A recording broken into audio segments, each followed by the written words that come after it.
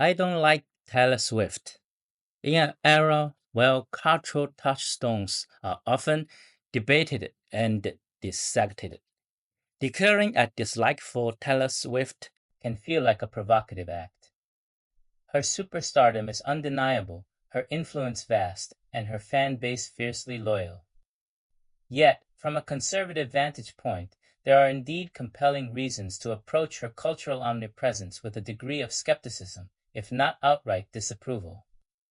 This isn't about her talent as a musician, which many acknowledge, but rather about the broader messages and political stances she has increasingly come to embody, which often stand in stark contrast to the values many conservatives hold dear. One significant area of concern for conservatives lies in what is perceived as a departure from traditional values and an embrace of increasingly progressive social narratives. When Taylor Swift first emerged, her image resonated with a certain wholesome, all-American appeal.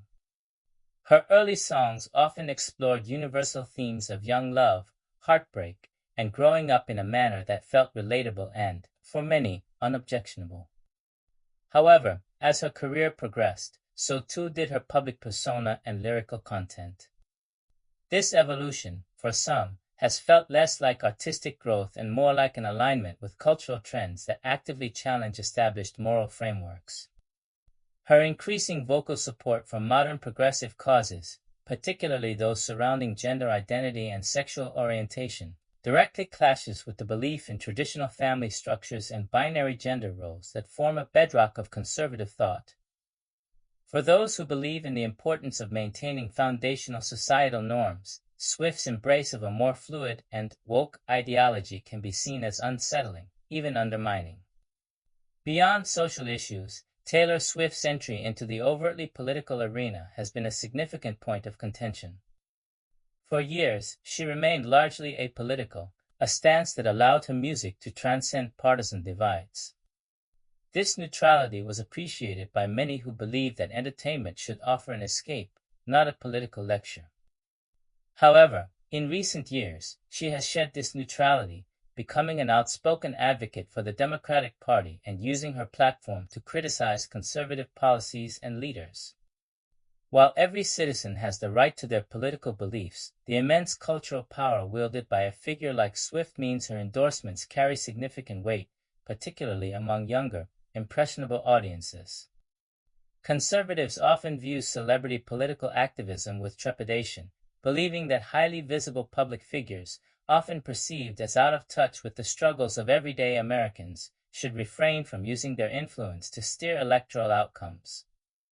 When a beloved artist actively campaigns against the principles and candidates that conservatives support, it naturally creates a chasm between the artist and a segment of their potential audience.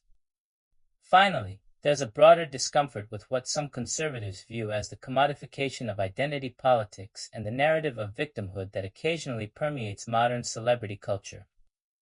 While Swift has faced genuine challenges and public scrutiny, her carefully curated image in public narratives sometimes leans into a sense of grievance or a focus on personal slights. From a conservative perspective, which often emphasizes personal responsibility, resilience, and the dangers of a victim mentality, this can feel discordant. There is a desire for public figures to project strength, self-reliance, and a focus on collective good rather than individual grievances or a constant relitigation of past perceived wrongs. When combined with her immense wealth and global platform, some conservatives struggle to reconcile a narrative of perpetual struggle with the undeniable privilege and success she enjoys. In conclusion, I don't like Taylor Swift, from a conservative perspective, is not merely a matter of musical taste. It reflects a deeper concern about the direction of culture, the role of celebrity influence, and the promotion of values that many conservatives find problematic. While her pop culture dominance is a fact, the reasons for a discerning conservative viewpoint are rooted in principled disagreements with the social, political, and cultural messages she has increasingly chosen to champion.